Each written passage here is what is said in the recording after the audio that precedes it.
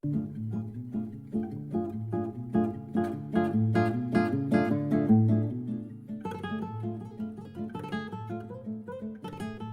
and welcome to 5 Minutes with Sean, maybe 10.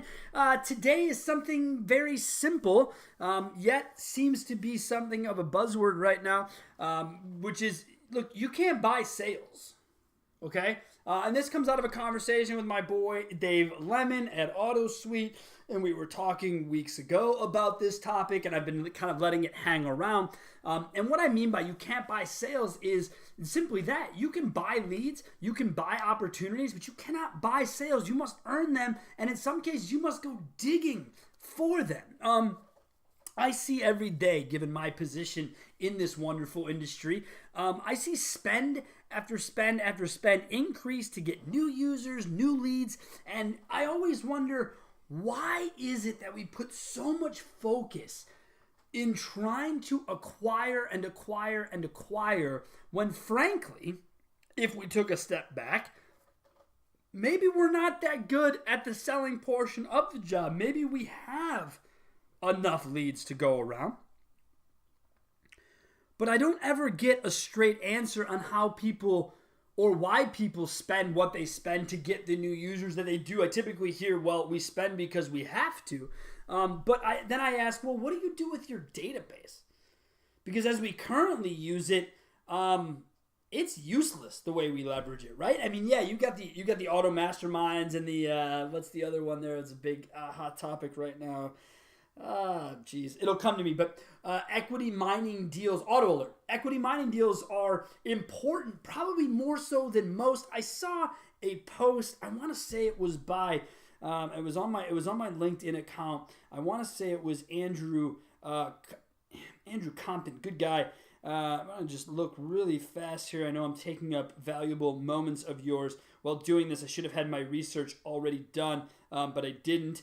And so I'm going to look through just some of my activity here to see if I can find this specific number breakdown, because it was really very cool. And it was, the numbers made a lot of sense in it. And I'm not even sure that I necessarily liked it. And I'm sure I'll find out here momentarily, given my research, that I did not actually like it and can't find it as easily. But here's what I will tell you. It was basically this idea that you got to do 20% from one place, 40% from another. And, that is how I started to look at this number. So when I say that, I mean, you're going to do 20% referral, right?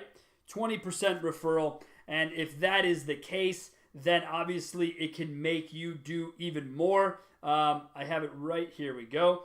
So it's the automotive 20-40-40 rule. 20% of new business should come from dealer referrals.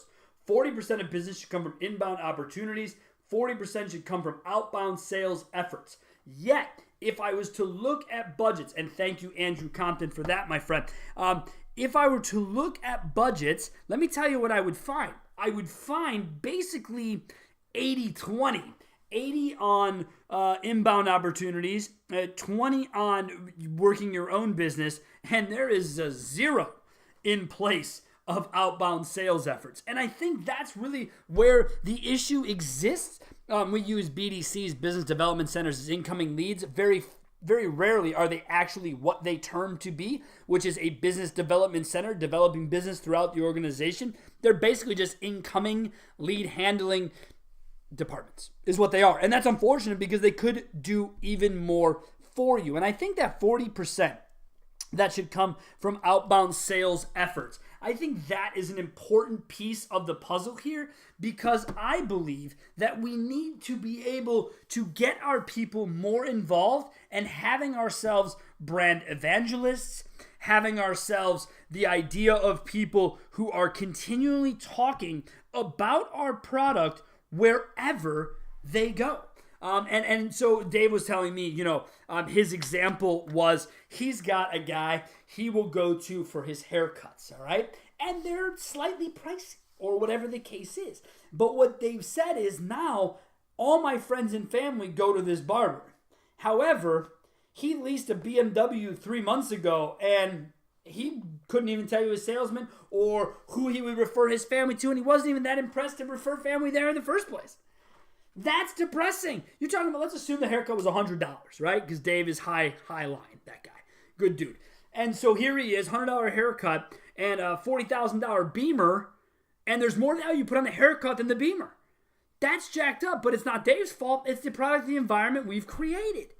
Because we don't believe in what I believe Paul Sansone has best. And Paul actually runs a dealership and then also has a secondary product called Tier 4 Marketing. Tier 4 Marketing. So you want to check this out. Paul Sansone on LinkedIn. Tier 4 Marketing, I believe, has its own website at this point. This idea of salesmen being responsible, getting their own websites, having their own Facebook, all tied to the dealership, everyone diving in, that seems like a very, very important piece of the puzzle here, guys.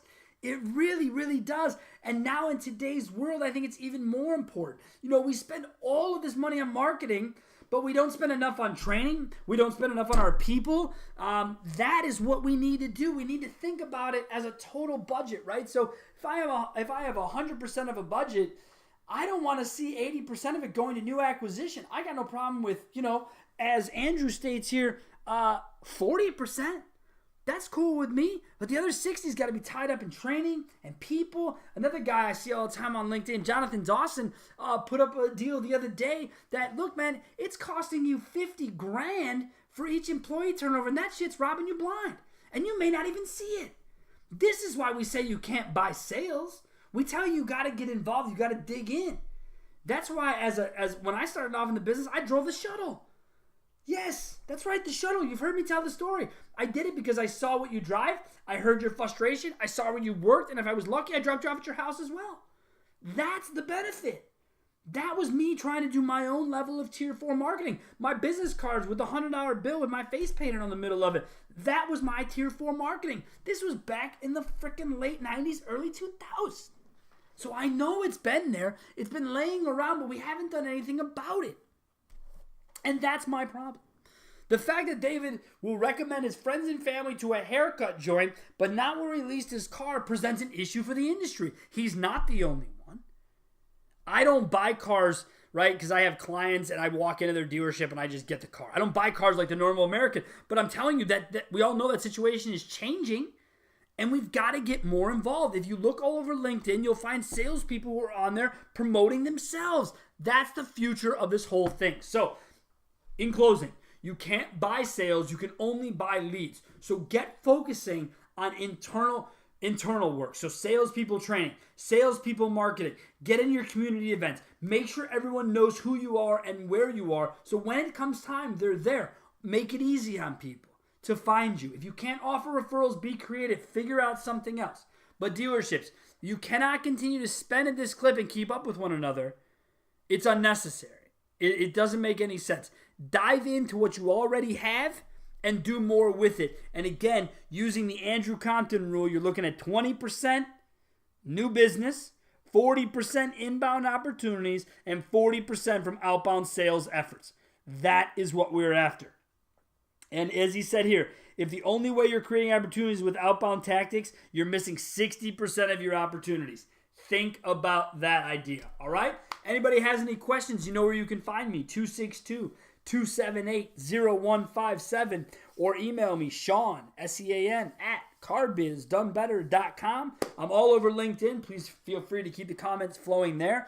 Other social media is not me, but we are there. So if you're on Facebook and you have a comment, it does find its way back to my desk. Thank you so much, and I hope you tune in next week for even more fun on 5 minutes with Sean, maybe 10.